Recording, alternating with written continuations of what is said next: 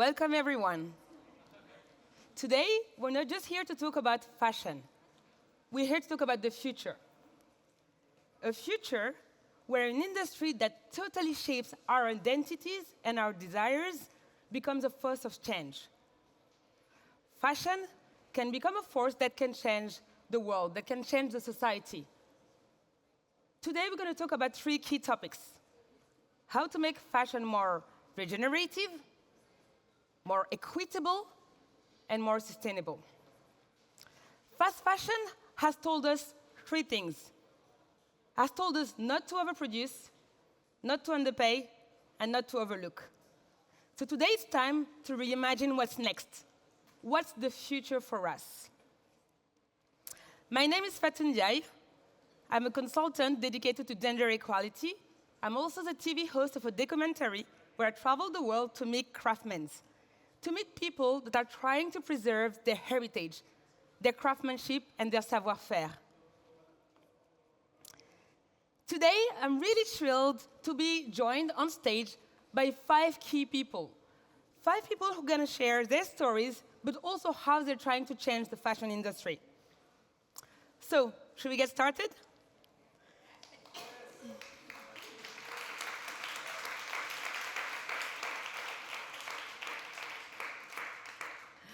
So to start the conversation today, I'm going to invite on stage a woman. She's the founder of Human Material Loop. She's a visionary designer, and she creates a project that challenges the boundaries of material sciences, ethics, and design. She designs platforms around the world for turning human hair into a renewable, circular resource with radical potential. Please help me welcome on stage Zsofia Kollar.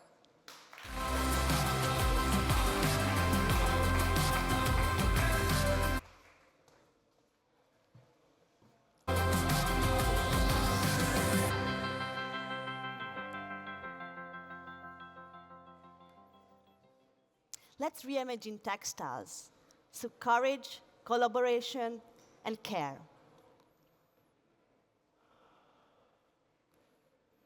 Single fiber. I was always so fascinated. Something so delicate, so soft, can turn into so transformational, so magical. A piece of yarn, piece of fabric. This little fiber holds so much potential. We spin yarn, we weave fabrics. But fashion is not just a piece of textile. When we cut it, fold it, we create silhouettes. It changes our body. It changes our identity. It empowers us. It gives us confidence. It truly transforms us. Textiles and fashion are the most intimate form of art, so close to our body. But textiles are also innovation. It took Kevlar almost 20 years to develop and commercially market their materials. Without the invention of Kevlar, this carbon fiber, we maybe won't even have aviation and flights today. Or even, it might be not even possible to drive your car.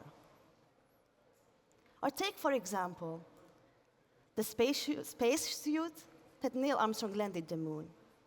We don't know what Columbus was wearing when he entered the New World, but we do know what Armstrong was wearing when he landed on the moon. And you know, there are so many exchanges in the fashion and textile industry that really enables one industry to another to move forward. Did you know that the spacesuit that was created to land on the moon was possible by a bra company, Playtex? They were the only company, after years of struggle, to develop a suit that actually will be holding together the astronauts that enable to go to space. Who would have thought that female intimate products can actually enable space travel? But textiles are not just about fashion, innovation, it's also about care. Just look at the medical textiles. From ancient times to modern days, stitches, sutures saved lives, fostered care, and allowed us to survive. Fashion is not just about putting something on our bodies. Textiles are also the principles of how we can survive today. But if we look at the system today, the fashion industry also carries quite a shadow. The textile and fashion industry is the third largest manufacturing industry. It accounts for 10% of global emissions, more than the aviation and maritime industry combined together. The industry uses every year enough water to fill up 32 million Olympic-sized pools. Well, you know, 1/3 of the population still don't have access to drinking water. And for what? To throw away 92 million tons of textiles every single year? Is it worth? Well, if we are realistically looking at the data, most people only wear their garments 7 times. Then it goes to rubbish, goes to landfills, goes to incinerators. We now are even able to see our own textile waste from space. Is this the world we want to leave behind? That we can look at our own waste from space? When I was a kid, I was always so fascinated by that we can see the Great Wall of China from space. And today, my nephews can admire our waste from space. And let's be honest, this system is not just about waste, resourcefulness, it's also about ethics. Child labor, forced labor. The industry exploits every part of life from resources to humans, to souls. And surveyed fashion companies have only 15% of transparency to their own supply chain.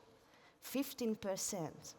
So if we go back to the math, so 10% of global emissions comes from fashion. 15% of this is somewhat transparent. What does it tell us?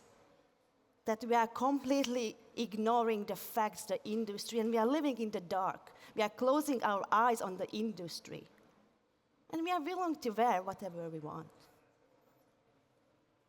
I'm not really a fashion girl, but I do love textiles, because textiles carries craftsmanship, heritage, history. But if I really look at the system today, what should I do? The most ethical choice would be that we are all sitting and standing here naked. Because let's be honest, textile industry got out of hands.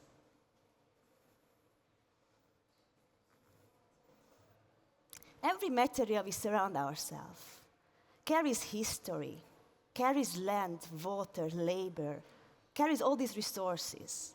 It's always coming from somewhere. But often, it's so undervalued, underseen. Do you really know how your materials are made? Where are they coming from? What they've been go through? While every material carries a history, we ignore. We just put blind eyes on so many things that are happening today. And have you ever asked, what are we actually giving back to this system? Because we are in the system, we are just taking and throwing it away. No doubt that we need a change. But what if this waste is not an end of something, that this waste is the beginning? If we can look at waste as a resource instead of something that is ending, what if we can keep on innovating and never having an end point of something, but always a beginning to start something new? Take hair, for example. We all have it, it keeps on growing. Almost 8 billion people in the planet. We all have it, keeps growing, we just throw it away, discard it. You go to a hairdresser, you get a beautiful haircut, you leave that salon good, confident, owning that day. And what happens after? You just leave that hair on the floor after you leave. At Human Material Loop, we ask this question: what if this abundant amount of raw material can be turned into something new? What if the most abundant biological waste on Earth can be the beginning of something? Because this material, it's just the cleanest raw material that you can get access to. It's circular and born of biology. but grounded in collaboration. Because what we have done at Human Material Loop, we put together a hairdresser, a scientist, an engineer, and a designer to create something that can actually provide a future for the textile industry.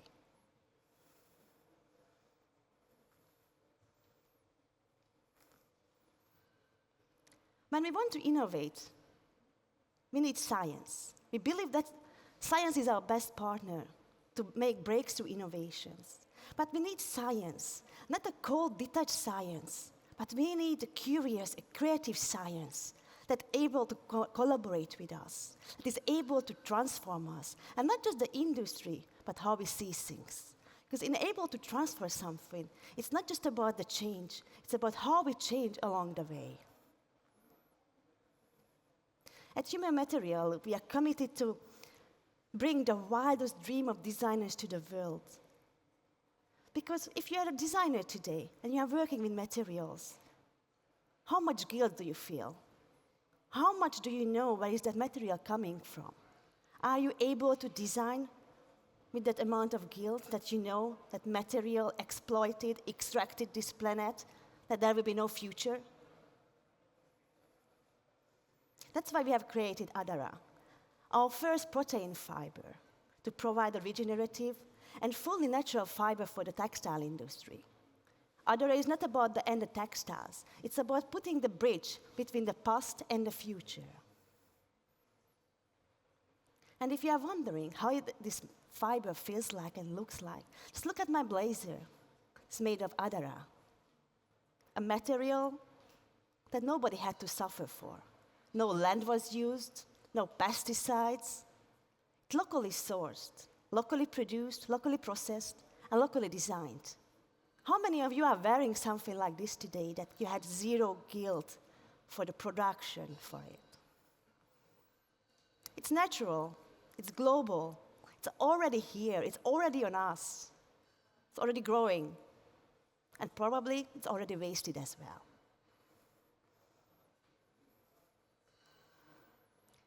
We need innovation, but we don't need innovation that is louder, that is faster. We need innovation which is smarter, deeper, and more human. We need to remember that innovation has to be based on human scale, on human emotions, and human care. Collaboration is the most powerful force we have. As the saying goes, we need a village to raise a child. We need a collective to make a change. And this collaboration can become the most powerful force to make a change. In order to leave behind a linear way of consumption and production, we need to accept that we are in this circular economy, we are in this circular ecosystem. I believe the biggest issue with humanity today is that we believe we are not part of this ecosystem, that we are somehow above it. And everything else that lives, being part of this ecosystem, is way below us. But to be honest, we are the same chemical matter as anything else on this planet. So we also have to act accordingly and behave like we are part of this system.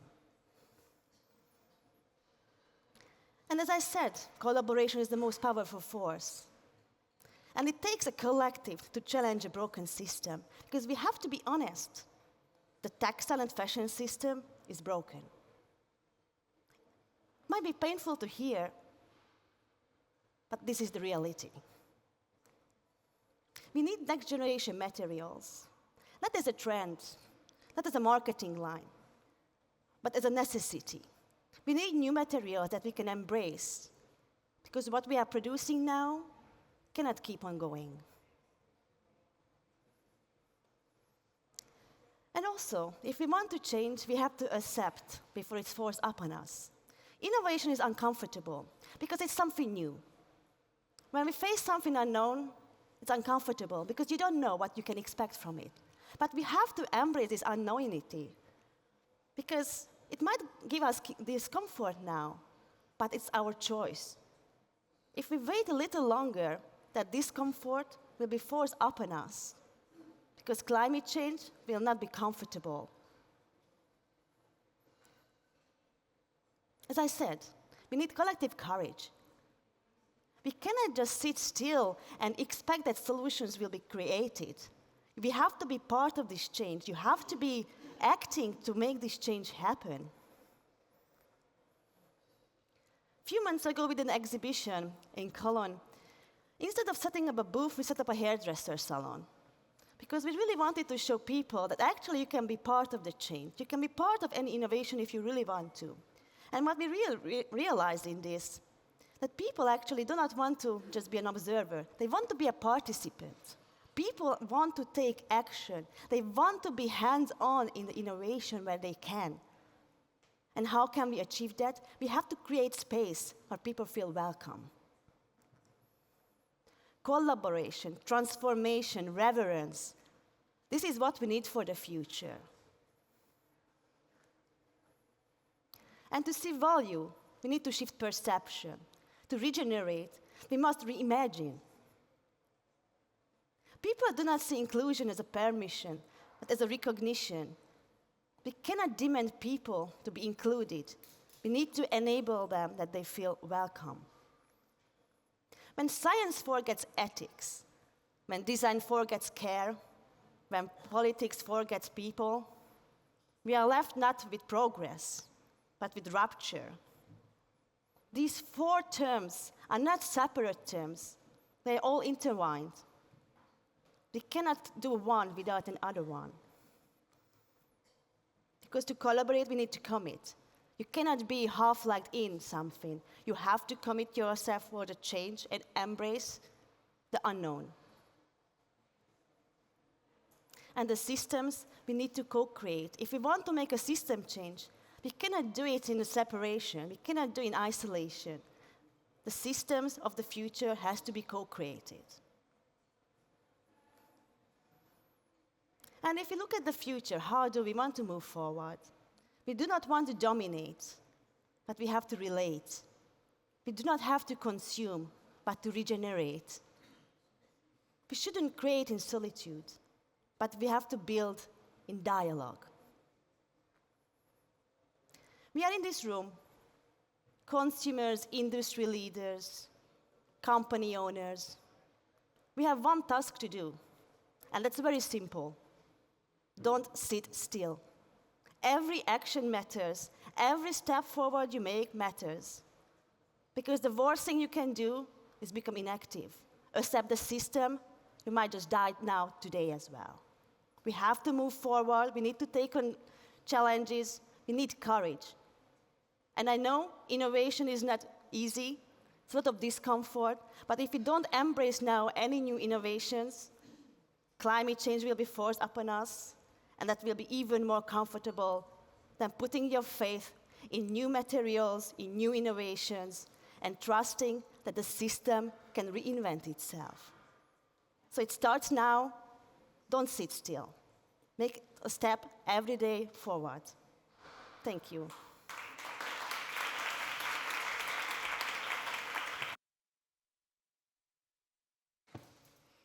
Thank you very much, Zsofia. I don't know if you agree with me, but I thought that her presentation, her keynote was very inspiring. And I completely agree with you on one point, which is we all can do something. We all can have bold idea, be part of the change. And I'm really to welcome on stage three interesting people, three bold people who dare to do things differently. We're talking about fashion. We're talking about the future of fashion. But to do that, we need to talk about new material, but also we have to talk about ancestral wisdom. We have to talk about innovation, but we have to talk about collective innovation and including everybody in the story. Fashion is not just about the planet, it's about the people as well. So please help me welcome on stage for our panel my three guests who are Zaya Guarani, Timothée Macé Dubois, and Ashley Gill. Please welcome them on stage.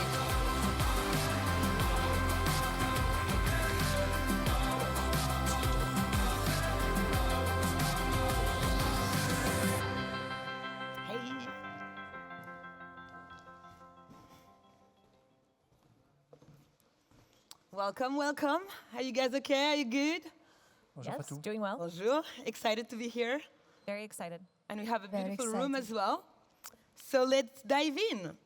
I think I'm going to start with a word that we've heard earlier in the presentation, which for me is a key word when you talk about the future of fashion. That word is regeneration. As a French person, it's very hard to say. Regeneration or regenerative practices. So do you all know what regeneration means? So if I have to summarize it, for me it means not talking about doing less harm, but doing actively more good. And for me, those regenerative practices have to be linked to the fashion industry. So to start on that word, I would love to invite Zaya to share about her perspective on regenerative practices in the fashion industry. But first, let me tell you a bit about Zaya. So Zaya, she is an Indigenous leader. She is a cultural activist, and she is actively using her voice to change things. So Zaya, what are your perspectives about regenerative practices in the fashion industry? Well, first, bonjour to everyone. Such an incredible room with beautiful people. It's incredible you are here because actually you are taking already the courage to give you one step forward, understanding what are the meaningful change you have to do for our future. Thank you so much, Fatou, Shed, todos, everyone that is here. Regenerative, it's already here. It's the evolution that we are going in every single day in our life, bringing the innovation to our needs. But we already have nature upon us that gave already everything to us to be able to go forward in an evolution where we are taking care of ourselves. And regenerative is actually when you put your foot on a park, when you walk, when you breathe, when you see colors, it's already on you, it's inside of you. That wisdom, everyone is born with it because you are connected with one single universe that brings you here. You already carry that ancestral message inside of you. And our community is centered with the collectively thinking. As Sophie expressed a few minutes ago, the collective thinking is what can boost us to not just express ourselves through creativity, but to understand that we need each other, collaboration of living, to be able to expand our mind, to expand everything that we are. And this evolution is something that a lot of people have forgotten, because in our needs on the day-to-day basis, we forget that because we have the problems of the consumption, the consuming, it's taking us. It's not the consuming of technology, it's more the consuming of you having the imagination that you need something that actually you don't need.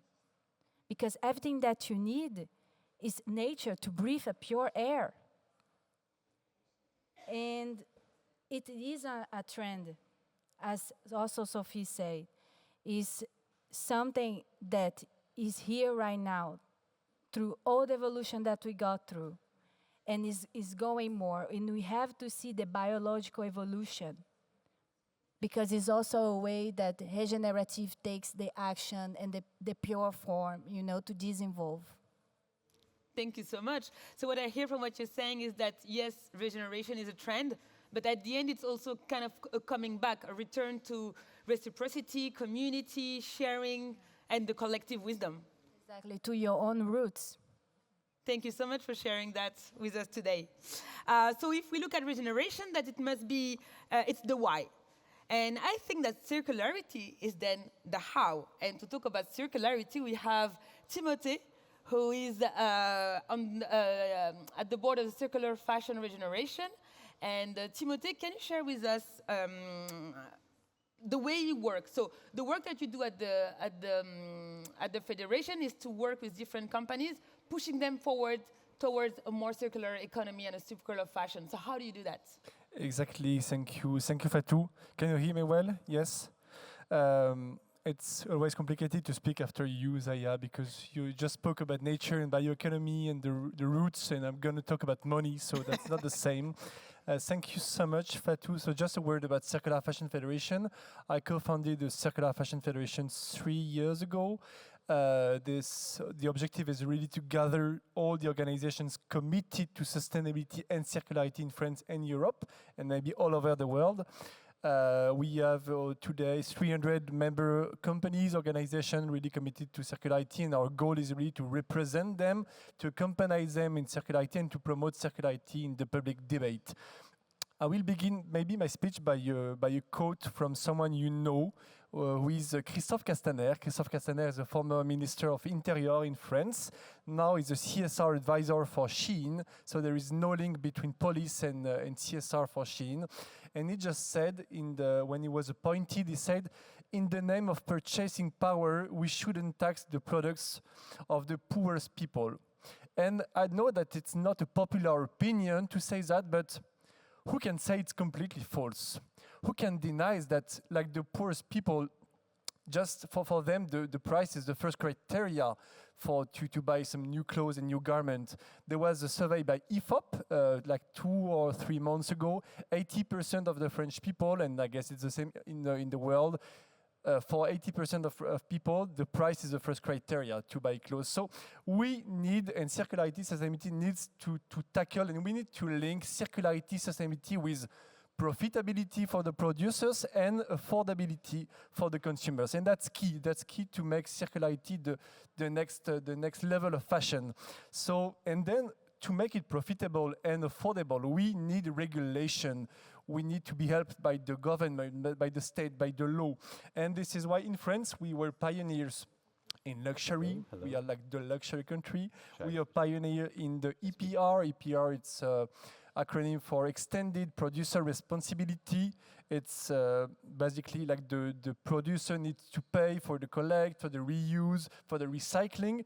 And we also need to be pioneer about circularity. And we need to build a market thanks to regulation. So we need, for instance, we have launched 1 year ago the repair bonus réparation. And thanks to this bonus, well, we can be helped to repair clothes up to 25 euros by clothes and garments. We have been pioneering our environmental information we have banned the destruction of unsold textile and products. So in France, well, yes, we really need to build this market. We have released with the Circular Fashion Federation 2 or 3 days ago, a study with a KPMG, a kind of market study report stating that circular fashion will represent a market by 2030 of 31 billion euros and maybe create like 90,000 jobs. So we really need to create this market to make circularity, sustainability the next future. Thank you so much, Timothée. So what you're saying is that regulation today in France is really helping shape the future of fashion, really helping change things. But I guess it's also about us, right? We are the consumer, and we are the one deciding if we want to change our mindset. For example, for the bonus réparation, who has used it? Who is French that has used the bonus réparation? Yes, we have a few hands. I haven't used it yet. I will use it. But I think we also need to work on how people think about it as a consumer level and help us as well, I guess, change our mindset. So we need both. For me, you tell me if you agree, we need regulations to change, and we need us, people, consumer to change. So we need to work on that as well. Exactly, it's like the triangle of action or triangle of inaction. So we need actually companies, government, and consumers to change in the same time. But I guess also, if we want the consumer to change, consumers have to know. And I think what's wrong with the fashion industry today, it's very opaque. We don't know what's happening. Who knows who made their clothes? I don't know who made my clothes. Well, now I know because I try to buy more vintage, so it's normal if I don't know, or I try to buy from craftsmen. But most of us actually don't know where our clothes come from.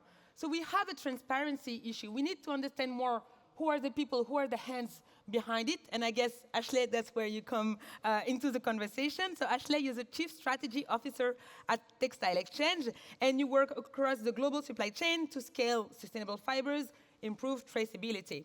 So Ashley, what will it take to bring real transparency to us consumers in the fashion industry? Thank you.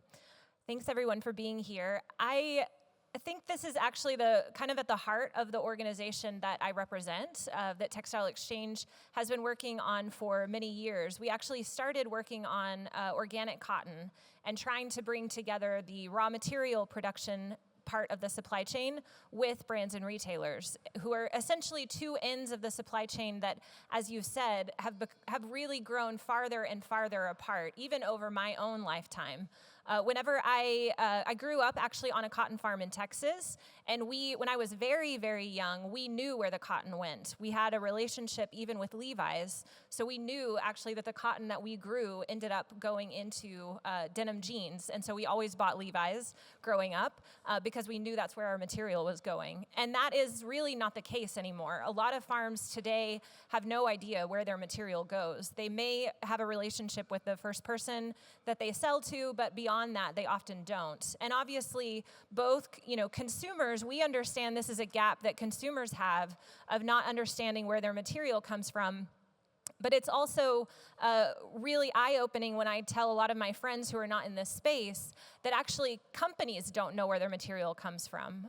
We host a benchmark report where companies around the world report their own portfolio of materials that they use. And we work with companies, big and small, mostly really large multinational companies. And out of even that group that's really engaged with us, that are really working on this visibility within the supply chain, over 80% of most of their materials, they can't name the country of origin. They don't know where it's coming from. And this is really at the heart of, if you want to address sustainability issues, if you want to address representation at the beginning of the supply chain, you have to break down that gap, that lack of information that is coming through. And so the work that Textile Exchange does is really first to bring those groups together, to bring Tier 4 growers, producers, suppliers, recyclers, to be in the same room with brands and retailers, to have a conversation about what good looks like, about what sustainability actually means on the ground, and how to work together to build a system to scale those models. The other thing that we really work on is a system of verification. And I think it's one of the underlying questions with transparency is, if you're just sharing a lot of information, that may be really effective, but it can only actually be, achieve what we want it to achieve if we're using the same terminology, if we're using the same definitions. And the verification tools that Textile Exchange owns allows for, from those rooms where we're actually talking with one another to figure out what good looks like, that we're also creating the systems to provide a platform for that transparency, to really allow us to make meaning and to be really effective. And so Textile Exchange operates a suite of sustainability standards that verify what is happening on the ground, and then also track that through the supply chain using chain of custody. One of the really important components of those verification tools is actually that they are not used just in isolation, that they're not used to replace the relationships between suppliers, growers, and brands. And actually that those growers and producers have a seat at the table, that they're part of the conversations designing and defining what actually that good looks like. It's really often the case that we consider, that companies talk about the fashion industry being broken, and they talk about even agriculture being broken. But actually, Zaya, you put it so beautifully, that actually the heritage that occurs at the farm level is actually a heritage that we could take advantage of, that we could learn from, rather than thinking that the fashion industry somehow needs to change the way farming works. What we could also explore is what we can learn from the way that farming is happening, from the expertise and the knowledge and the wisdom that growers have, and to allow that to be built in and to inform the systems that we have. And so creating spaces where those two groups can come together is actually, for me, a kid who knew all about cotton farming and all about cotton ginning, to actually see that together with brands and retailers who are making purchasing decisions, who are educating consumers about their clothes, is really a dream come true. Thank you so much, Ashley. I love how you brought in the conversation about wisdom and ancestral intelligence, and we'll get back to that definitely with Zaya. But another thing that you talked about is tech. So I think we live in a world where we think that tech, well, some people might think that tech will save us. I don't believe that. I think that tech is a tool, and I'd love to share about that with you, Timothée. What do you think the place of tech should be in the fashion industry, but also where are the boundaries? Where do we stop it? I love what you said about that we need the wisdom, we need the tradition, the wisdom. And it's, Fatou, you mentioned when we discussed together the new normal. So I think it should be normal just to know where our clothes or textiles come from, but it's not actually because we don't know. Even we, us as activists, as fashion circular activists, we don't really know where our clothes come from. So, and indeed, tech is not the magic bullet, it's not the magic recipe. Of course not. And as you said, we need to mix the modern tools with AI and tech and all the tech tools, tech solutions with the traditional knowledge. For instance, repair. I mean, since the beginning of humanity, of course, we repair the clothes. But now we have lost this traditional wisdom. We have lost this custom, and now we need some tech solutions to make repair the new normal. Of course, so for instance, like at the Fédération La Mode Circulaire, we have Tilly and Prolong that help consumers and producers to repair the clothes they sell and they buy. We also have. You mentioned like the environmental information, so we have also today all the tools, digital tools, for instance, the digital passport product, which is now mandatory at the EU level to collect, save, and share all the info related to the products. So we have member companies managing the DPP. We have member companies managing also the environmental information, traceability, like Fairly Made, Clear Fashion. We have here in the room, for instance, tech solutions for renting clothes like Wear, fines for stock management, Crushon for reuse, and of course the well-known Vinted and Vestiaire Collective for the democratization of circularity and sustainability. So of course we need today all these tech solutions to democratize, to grow the circular fashion market. And you mentioned, you asked a question about the boundaries. What is the line we shouldn't cross? I guess that it's all about AI. So of course we need AI. We need AI. I mean, for waste management, stock management, we need AI. But we don't need AI to build like the starter pack, you know. So we need AI to build efficiency in the circular fashion market, but not all the starter packs. I completely agree with you. So yes, tech for me is an enabler. It enables us to do something that makes sense, that comes from ancestral wisdom into something that everybody can use at a global level. So thank you so much for sharing that. And then that makes us come back to Zaya, because I think in the room, you're one of the person that had more experience in that wisdom and also that ancestral wisdom. So you grew up in the Amazonia, in Brazil, and you come from a place where land and the planet is a relative, is somebody it's almost an extension of your family. So what kind of knowledge should we bring in and share with innovators in the room so that we can incorporate that love, that care about the planet and the people into the way we create new products? It's just one thing for me. I is ancestral intelligence. Yes. And it's Can we upload that, please? AI is for ancestral intelligence. We just have to remember that we have soul, and we are able to upload things in our senses. AI does not do that. We have to always keep that in our mind for whatever we use that tool to integrate and to get first ideas and creativity. The relationship starts with the land, the relationship where you come from, and any roots and any lineage of each one of you here. The land is where it comes the wisdom. So we have to take care of the land. Everything that we have produced in the world today will come back to the land. But imagine a world where the land cannot take care of us anymore. Imagine that the climate crisis today, the consequences of our actions is already reality for many of people in the world. They are suffering from that. But we are not different from them. We're gonna suffer from that too. And we have to take that internal action and put together and say, okay, I don't want the floating to come here, taking everyone away in the big city, but actually it's happening to all the communities, the indigenous communities in the world are suffering for it a lot.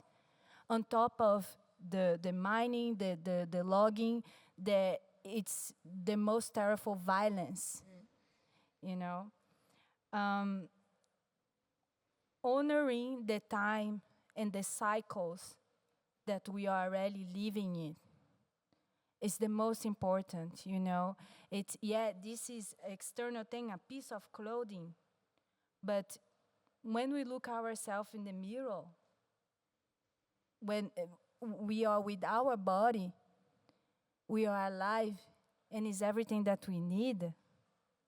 And we have to start to shift our mindset to have that actual care for us.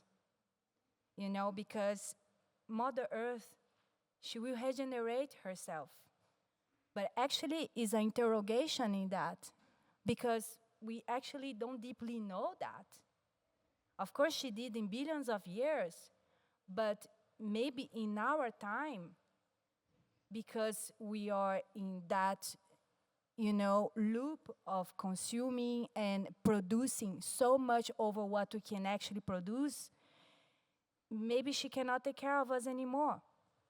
And we have to question this to ourselves, you know? Yeah. Thank you so much, Zaya. Yes. We have 2 more questions before we close this session. And Ashley, I'd like to hear from you. So what we're hearing is that we have many different issues that happen at different levels of the supply chain. So what we need is a system change. So what system do we need? Part of the work that Textile Exchange has been looking at is that system. So we start at the very beginning of the supply chain, and because of that, because we kind of work at both ends of the supply chain, we are thinking about the entire system. And one of the the guiding forces for us as an organization is actually the agreement that was made in the city, the Paris Agreement, around the 45% reduction of greenhouse gas emissions by 2030. And what we've been tracking the industry's progress against that target within fiber and material production. And one of the things that's really interesting is that actually all of the great innovation that we have around actually reducing emissions, investing in things that sequester carbon, that lower emissions at the farm level, reducing pesticide and fertilizer use, lowering inputs, all of those things actually are only slightly chipping away at the scale of growth of new materials. So all of the gains that we've made, even in the natural landscape, are all being overtaken by this growth of really virgin polyester that just continues to grow year on year. And with that scale of growth, it's really difficult for us to make progress against the targets that we want to see. And so we've been exploring this conversation of, what is it going to take to actually slow that down? And there are so many pieces of that, but really for us, it's about decoupling economic benefit and economic growth from the use of new materials. It's moving away from extractive systems, exploitative systems that continue to have these really negative impacts that we're all aware of, that we all know about, but somehow that is the cheapest material that exists. It's the material that causes the most damage. And so in order for us to really address that, we have to address that economic issue that's really at the heart of it. And so part of the shift that Textile Exchange sees is really the scope that aligns with the work that we do is scaling textile to textile recycled material. And one of the reasons that's so important is that recycled material is a great alternative to virgin synthetic fossil fuel-based material. But actually, the highest use of recycled polyester today is coming from the plastic bottle industry. So a lot of the recycled polyester that you see is likely coming from plastic bottles. And it's a great thing, it's a great alternative to using virgin material, but the end use of that is still the same. It's still ending up in a landfill, when actually plastic bottles have a closed loop recycling system. And so by taking those bottles out of that supply chain and moving them into the fashion supply chain, we're just contributing to that problem of overconsumption and at the end, waste that we don't know what to do with, that we don't have the system set up to handle. And so part of what we really want to see is the scale of textile to textile recycled material grow, and for there to be investments in the infrastructure to support that. Right now, less than 1% of the entire global fiber production material is coming from recycled feedstocks, recycled textile feedstocks. And so it's an area that is really still very tiny, but in order for us to actually address the waste issue and to actually create that circular economy within that material, we've got to figure out what to do with that material. And so investing in the infrastructure to get it to the right place, to recycle it efficiently, is really what Textile Exchange sees as the path forward to continue to decouple the growth of new material by still allowing us to use these materials that we've already made. Thank you so much, Ashley. I think what summarizes the conversation we've had today is really that the knowledge is here. We have the ancestral wisdom, we have the policies, we also have the system, the mindset, we have the science. So I guess the only thing we need now is action. So thank you so much for this beautiful talk, and let's applaud this beautiful panel. Thank you so much. Thank you. Thank you very much. Thank you, it was great.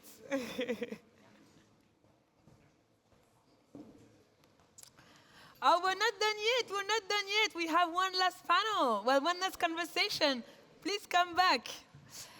And the last conversation is actually very interesting because we're going to talk about a new material, a material that you've never heard about.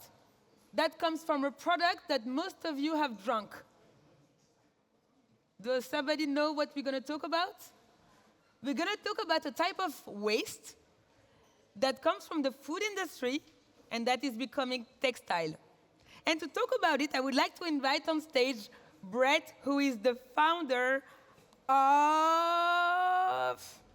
Drollrom Arda Biomaterials. Please join me on stage.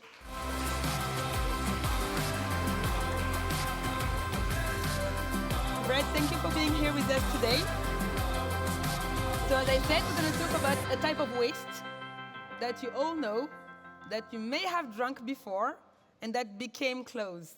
Brett, can you give us the answer? What are we talking about today? Beer and whiskey. Beer. Who guessed it? No one, I knew it. Tell us, beer, why beer? And how are you using beer and turning waste of beer into clothes, into textile? Yep. So the food and beverage industry has enormous amounts of waste streams.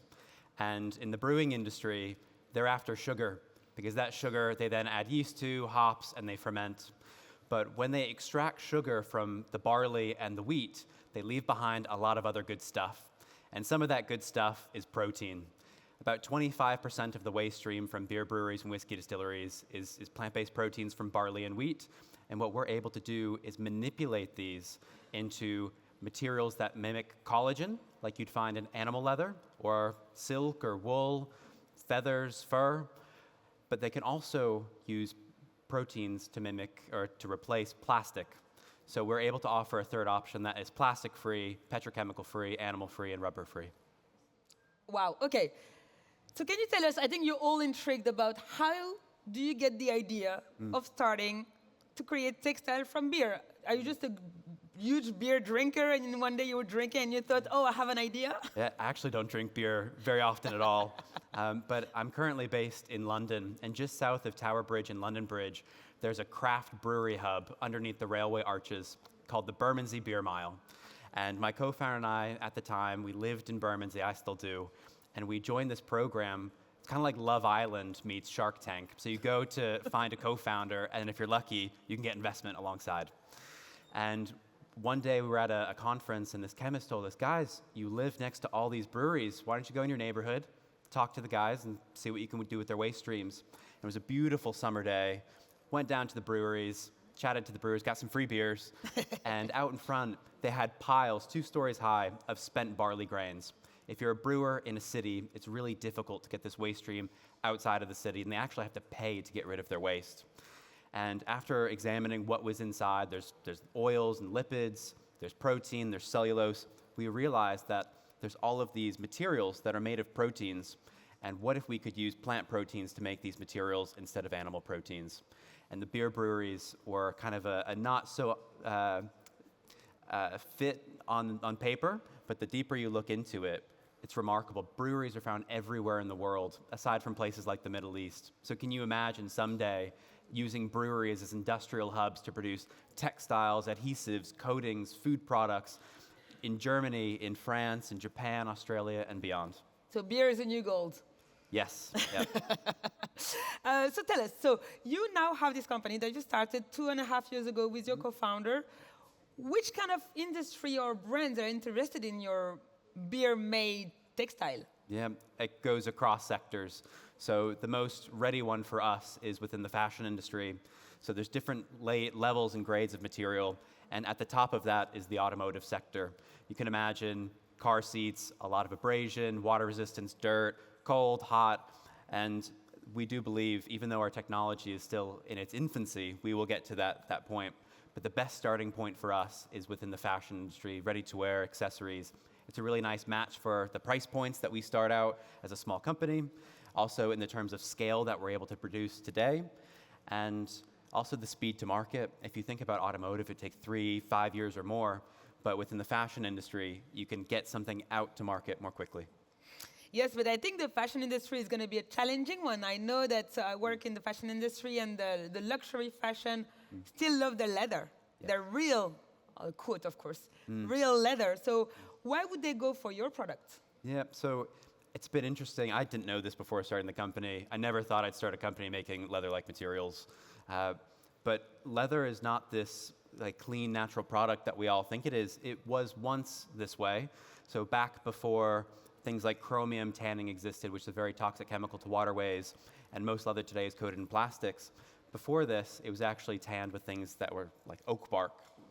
But some clever chemists in the 1950s figured out that you could flash tan materials in days rather than months, and that is the majority of leather today. Of course, we've also developed things like plastic leather, but it doesn't last very long, and I think everybody doesn't like plastic leather because it chips away over time. And then we've had other innovations come across. So we've had things that are fruit leathers or cactus leathers, but it's deemed kind of as greenwashing these days because you are just loading up cactus or mango or grape with a lot of polyurethane.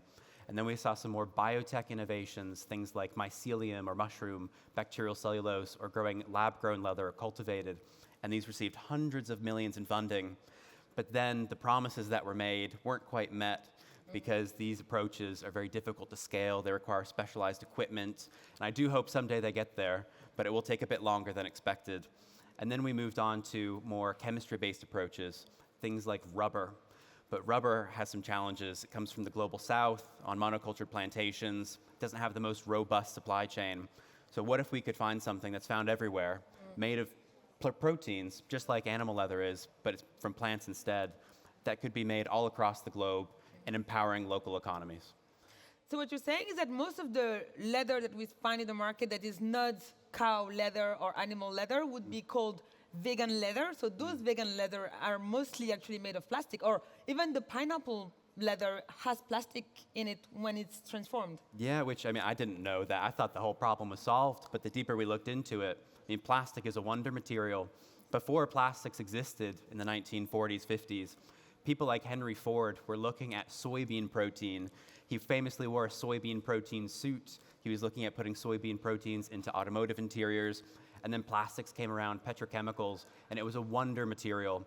And so all of this innovation was wiped out, and now, almost 100 years later, we're looking at kicking plastic out and bringing back protein with a modern understanding of chemistry and material science. Wow.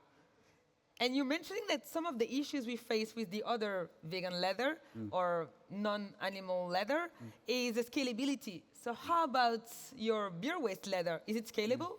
Yes, very much. We had that top of mind when we developed the material. So for us, we don't need anything new. The first half of the process looks very much like a beer brewery. So not big fermentation tanks, but big metal vessels that a brewer would use to extract sugar, except we can extract the protein that they leave behind.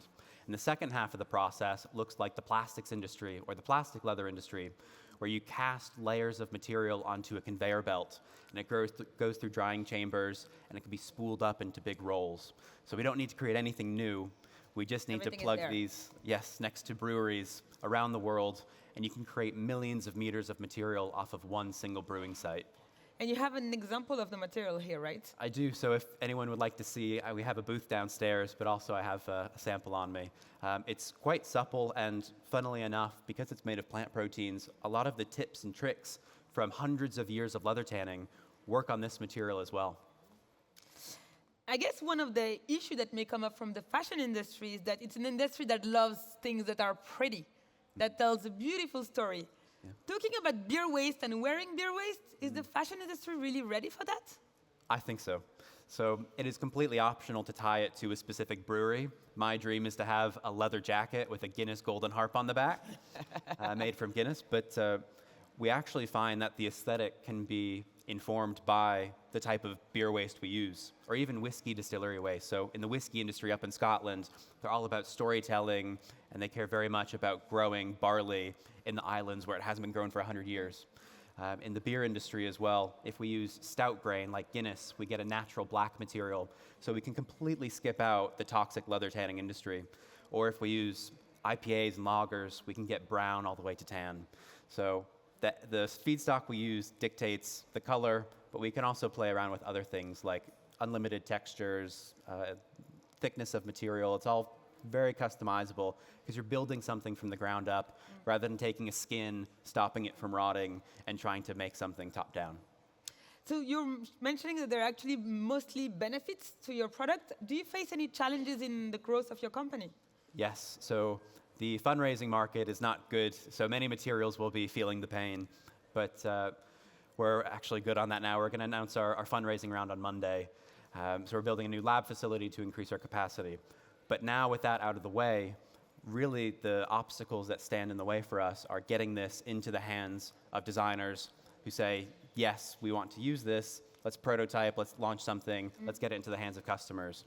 I come from the food industry, not from the fashion, so it's all very new to me. I'm always learning.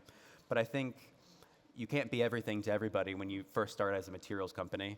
You can offer different options, but it still, within this box, offers creativity for designers. But when you're first beginning, you can't have everything. You need to work within the limits of the material. So who are the dream brands that you want to work with? Well, Caring is here today. We love the Caring team. LVMH owns whiskey distilleries up in Scotland, so can you imagine using LVMH whiskey waste and then transforming that into a Louis Vuitton bag? In the automotive industry, it'd be amazing to drive a Porsche someday that's upholstered with material that comes from the whiskey distillers and beer breweries in Germany. So there's lots of many cool ideas we have, but we're just starting out. I find that really interesting because we're just saying is that we could create kind of permaculture between industries, so having industries that actually cross paths, use each other's waste to create something valuable that can actually change the planet. Yes, so we see breweries as these big industrial hubs found across the world. So the brewers take the sugar, we take the protein, and someone else is going to take the cellulose, the lignin, the oils. You could make chemicals, you could make... The cosmetic industry may be interested. Cosmetics, fragrances, in the Grasse region of France. There's so many different things you could do, and we can all use each other's waste as a resource to create value from something that would have gone off to incredibly low-value use cases or even landfilled. So what you're saying is actually common sense. So why haven't you done it before? Because it's so common. I think one of the things we're learning is that in the food and beverage industry, everyone likes things to go back in. So potentially we could apply this to things like seed coatings, and those could be used to grow barley and wheat.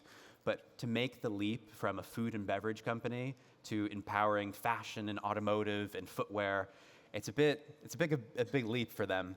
But what we have to show them is that there's immense amount of value that can be created, so they can make a lot of money, but also we can impact their Scope 3 emissions, and really the brewers hold the key to almost completely decarbonizing materials for these industries. I mean, we're still undergoing an LCA with universities in London, but it's about 98% less CO2 than animal leather and about 85% less CO2 than plastic. So there are big gains to be made in CO2 emissions, in water, in local supply chains, and much more. And where do you see yourself in 5 years? Hopefully we'll have our first factory, making millions of materials, or millions of meters of this material, but also some other ones. So to give some numbers, there's about 2 billion square meters of leather produced every year. This is about enough to cover 600 square miles, or 1,500 kilometers, so more than the greater area of London. And off of one brewing site, you could make 5 to 10 million meters. So you just need a couple of these put together to make real impacts and a whole lot of revenue as well for brewers, for fashion, for automotive, and more. So hopefully we'll be able to produce in Europe, but also look at producing elsewhere. So the German automotive industry, French and Italian luxury fashion, Portuguese footwear, and more.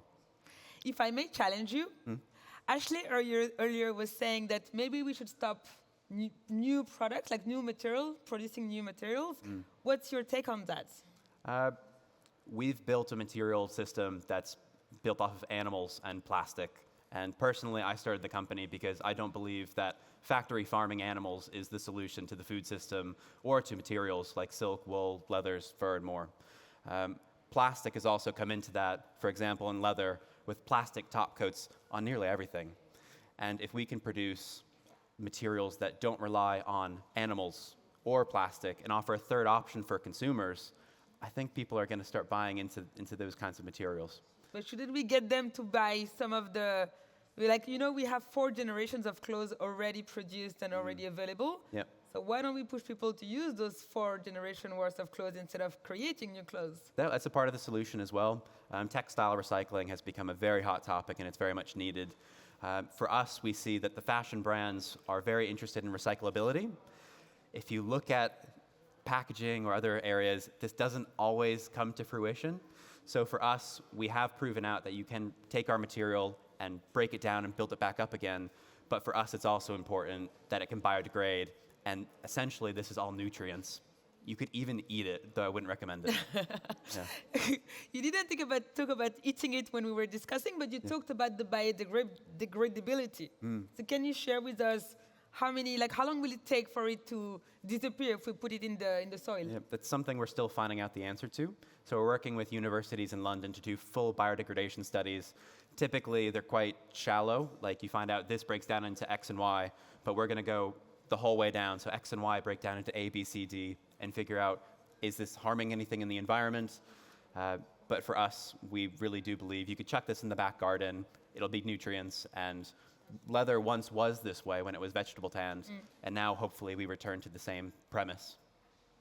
Thank you very much, Brett. It was very inspiring, very bold innovation. Thank you so much for sharing your story. And please join me in thanking him. Thank you for two. If anyone would like to feel free to. Or you can actually see him. He has a booth downstairs in the fashion area. So this is it.